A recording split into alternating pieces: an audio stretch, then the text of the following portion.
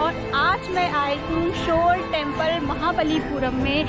इस जगह को मामलापुरम भी कहते हैं और इस टेम्पल का निर्माण हुआ था 7वीं शताब्दी में। पल्लव राजवंश के राजा सिंहवर्मन प्रथम ने किया था। और अभी मैं टेम्पल के बिल्कुल एंट्रेंस पे खड़ी हूँ और टेम्पल मुझे क्लियरली दिखाई दे रहा है यहीं से। महाबलीपुरम में सिर्फ शोर टेम्पल ही नहीं है जिसे देखने के लिए दूर दूर से लोग यहाँ आते हैं। यहाँ पर आपको ग्रुप ऑफ मॉन्यूमेंट्स देखने को मिलेंगे जो 7वीं से 8वीं शताब्दी के हैं। एक एक करके मैं आपको डिटेल में घुमाने वाली हूँ, लेकिन उससे पहले हम ये जान लेते हैं कि मैं यहाँ तक कैसे आई।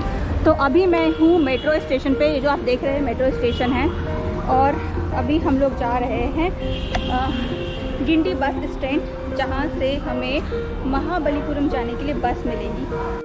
सबसे पहले मैं चेन्नई सेंट्रल रेलवे स्टेशन से मेट्रो स्टेशन आ गई। वहाँ से मैंने टिकट ली जो मुझे पड़ी 30 रुपीज़ पर पर्सन। यहाँ से गिंडी बस स्टैंड कुछ 12 किलोमीटर था।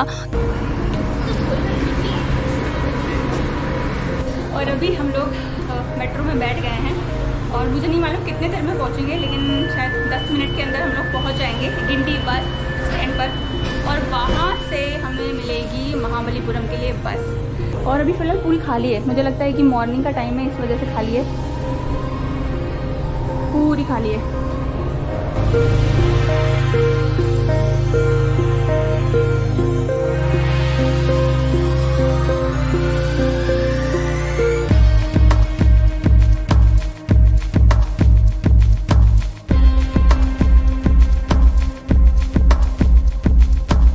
तो अभी मैं पहुंच चुकी हूँ गिंडी मेट्रो।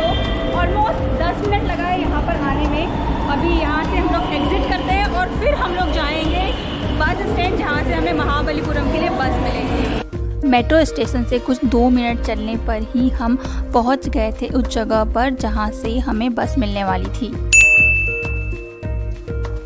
यहाँ से आपको बस हर आधे घंटे में मिल जाएगी। इसके लिए मैंने पे किए थे 65 रुपीज़ पर पर्सन और 1.5 घंटे में हम पहुँच गए थे महाबलीपुरम। तो फाइनली 1 घंटा 20 मिनट लगा है हमें यहाँ आने में और हम पहुँच गए हैं। अभी यहाँ से जो शोर टेम्पल है वो 2 किलोमीटर है। तो ये था मेन गेट और बस ने हमें यहाँ पर छोड़ा था और ये है रास्ता शोर टेम्पल जाने का। यहाँ से हमने ऑटो ले लिया था और ये ऑटो हमने पूरे दिन के लिए बुक कर लिया था। इसके लिए हमने पे किए थे 450 रुपये। अगर आपकी बार्गेनिंग स्किल अच्छी है तो आपको थोड़ा कम में भी मिल जाएगा। हमने ऑटो इसलिए लिया था पूरे दिन के लिए क्योंकि यहाँ पर सिर्फ एक मॉन्यूमेंट नहीं है देखने के लिए, यहाँ पर ग्रुप्स ऑफ मॉन्यूमेंट्स है और ये एक दूसरे से थोड़ी थोड़ी दूरी पर है। और जिस समय पे मैं ट्रैवल कर रही थी उस समय बहुत ज़्यादा गर्म मौसम था।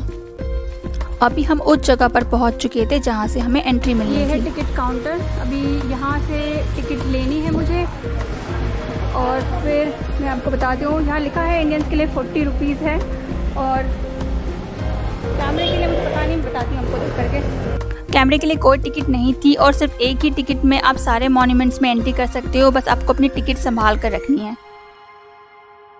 महाबलीपुरम में 40 हेरिटेज साइट है जिनमें से पंचरथों का एक बहुत ही ज़्यादा स्पेशल स्थान है। नरसिंहवर्मन के संरक्षण में बने ये रथ समूह है 5 मोनोलिथिक फ्री स्टैंडिंग टेम्पल्स के, जिन्हें ठोस ग्रेनाइट और डायराइट चट्टानों से काट कर बनाया गया था। भीमरथ यहाँ की सबसे बड़ी संरचना है और उसकी छत तिजोरी नुमा बैरल जैसी है। यह एक आयताकार मंच पर खड़ा है और इसकी दीवारों पर कोई मूर्ति नहीं है। द्रौपदी रथ सबसे छोटा है और एक मिट्टी की झोपड़ी जैसा दिखाई देता है। इन 5 टेम्पल्स का नाम पांडवों और द्रौपदी के नाम पर तो रखा गया है, लेकिन इनका महाभारत से कोई रिलेशन नहीं है।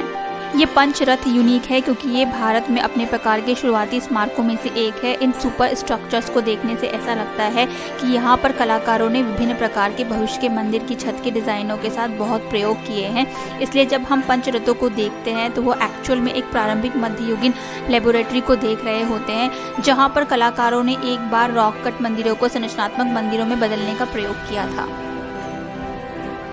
ये जो तीनों टेम्पल आप देख रहे हैं ना, इसकी खासियत है कि जनरली टेम्पल्स जो होते हैं वो डाउन टू टॉप बनाए जाते हैं, लेकिन ये एकमात्र ऐसा टेम्पल है जो टॉप टू डाउन बनाया गया है और सिंगल पत्थर से बना है। और यहाँ से निकलकर मैं पहुँच जाती हूँ अपनी सेकंड डेस्टिनेशन पर। तो अभी मैं जहाँ पर आई हूँ, जो आप सीधे देख रहे हैं मेरे सामने, ये भारत का सबसे ओल्डेस्ट लाइट हाउस है। और अभी इसके पहले मैं 5 रथ में थी, वहाँ से आप थोड़ा सा निकलोगे, 5 मिनट का राइड करोगे और यहाँ पर पहुँच जाओगे। और ये 2011 से लोगों के लिए ओपन किया गया है। तो अभी मैं अंदर जाती हूँ और फिर मैं आपको डिटेल बताती हूँ। ये जो लाइट हाउस है ये ओल्डेस्ट लाइट हाउस है और इसे उल्कनेश्वर मंदिर की छत पर लगाया गया था। और ये जिस गुफा पर बना था उसका नाम महिषासुरमर्दिनी गुफा है।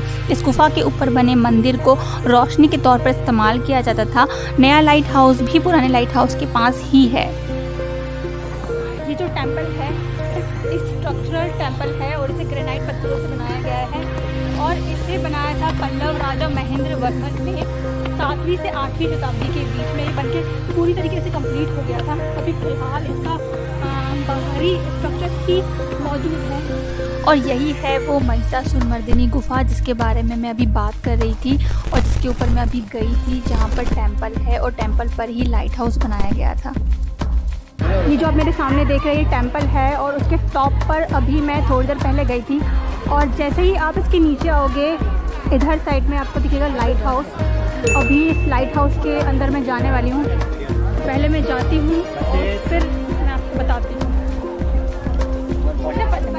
और बहुत ज़्यादा भीड़ है, स्कूल के बच्चे आए हुए हैं और पूरे जगह पे भीड़ है। और धूप बहुत ज़्यादा है, मतलब बहुत ज़्यादा तेज़ धूप तप रही है। और ये है लाइट हाउस। ये न्यू वाला लाइट हाउस है, इसके लिए आपको अलग से टिकट लेनी होती है, तो मैंने नहीं ली थी इसलिए मैं अंदर नहीं गई। तो ये न्यू वाला है लाइट हाउस और इसमें अभी अंदर नहीं जा सकते, इसके लिए अलग से टिकट होती है। और जो हम यहाँ पे गए थे अभी, जो टेम्पल मैंने दिखाया था ऊपर, वो पुराना वाला है। तो वहाँ पर मैं गई थी, मैंने आप लोग को दिखा दिया। और अभी इस पे हम लोग नहीं जा रहे हैं। और इतनी ज़्यादा गर्मी है ना, तो यहाँ पे जो चीज़ें मिलती है वो भी गर्मी के हिसाब से मिलती है। तो अभी मैं खा रही हूँ आंवला। पहली बार में मुझे लगा था कि ये कुछ और है और ये बहुत ज़्यादा टेस्टी है। और अब मैं जा रही हूँ फिर अपनी नेक्स्ट डेस्टिनेशन पर। इसके बाद हम ऑटो से पहुंच गए अपनी तीसरी डेस्टिनेशन पर, जो थी कृष्ण मंडपम। कृष्ण मंडपम को भगवान कृष्ण को समर्पित किया गया था। आपने कृष्ण भगवान की वो कहानी तो सुनी होगी जिसमें वो भारी बारिश और बाढ़ से चरवाहों और गोपियों की रक्षा के लिए गोवर्धन पहाड़ी को अपनी एक उंगली पर उठा लेते हैं। यहाँ पर उसी कहानी को कार्विंग्स के द्वारा बताया गया है।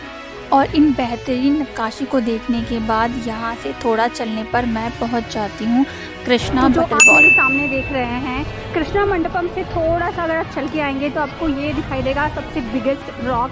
इसको कृष्णा बटर बॉल कहते हैं और कहा जाता है कि इसको बहुत हिलाने की कोशिश की गई है, लेकिन ये अपनी जगह से नहीं हिलती है।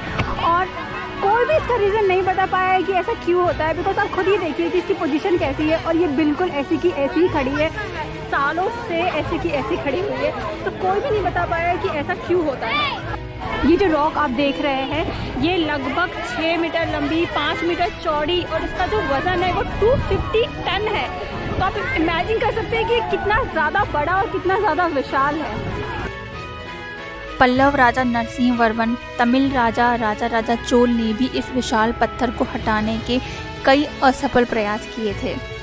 ये पत्थर इतना बड़ा है कि चाहे आंधी आ जाए, तूफान आ जाए या फिर भूकंप, इस पत्थर पर कोई फर्क नहीं पड़ता। हजारों सालों से ये ऐसे ही अपनी जगह पर है। महाबलीपुरम में ये अकेला ऐसा स्ट्रक्चर है जिस पर कार्विंग्स नहीं है और ये ओलेंटोटेम्बो और माचू पिच्चू के मोनोलिथ से भी बड़ा है। इसके बाद कुछ 3 मिनट की ऑटो राइड करने के बाद मैं पहुंच जाती हूं अपनी फाइनल डेस्टिनेशन पर, जो थी शोर टेम्पल।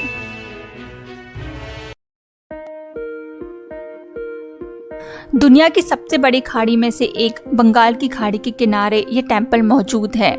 यूनेस्को के द्वारा इस साइट को वर्ल्ड हेरिटेज साइट घोषित किया गया है 1984 से। इस टेम्पल को 7 पगोड़ा कहा जाता था। पगोड़ा मतलब कि टेम्पल, लेकिन फिलहाल सिर्फ ये एक टेम्पल ही यहाँ पर मौजूद है। बाकी के 6 टेम्पल डिस्ट्रॉय हो चुके हैं। ये एक सिंगल टेम्पल यहाँ पर दिखाई दे रहा है जो मेरे सामने है।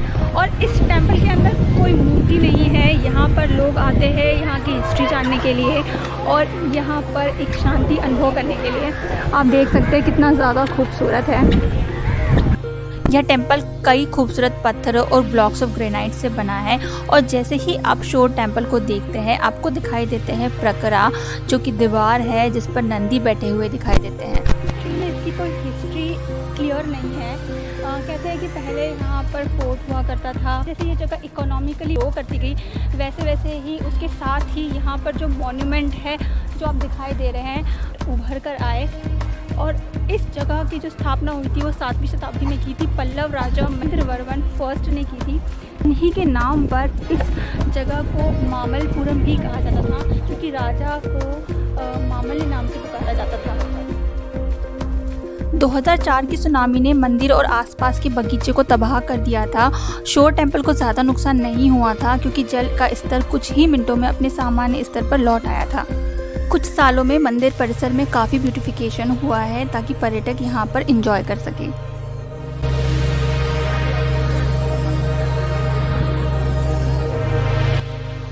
आर्कियोलॉजिकल सर्वे ऑफ इंडिया ने टेम्पल के चारों तरफ एक प्रोटेक्टिव दीवार बना रखी है ताकि टेम्पल सुनामी जैसे खतरों से बचा रहे। गाइस, आज के वीडियो में बस इतना ही। आई होप आप लोगों को वीडियो अच्छा लगा होगा। अगर अच्छा लगा होगा तो लाइक करना, शेयर करना और सब्सक्राइब करना। और अब मैं आपसे मिलूंगी अगली लोकेशन पे एक नए ब्लॉग के साथ में। तब तक के लिए बाय बाय, टेक केयर।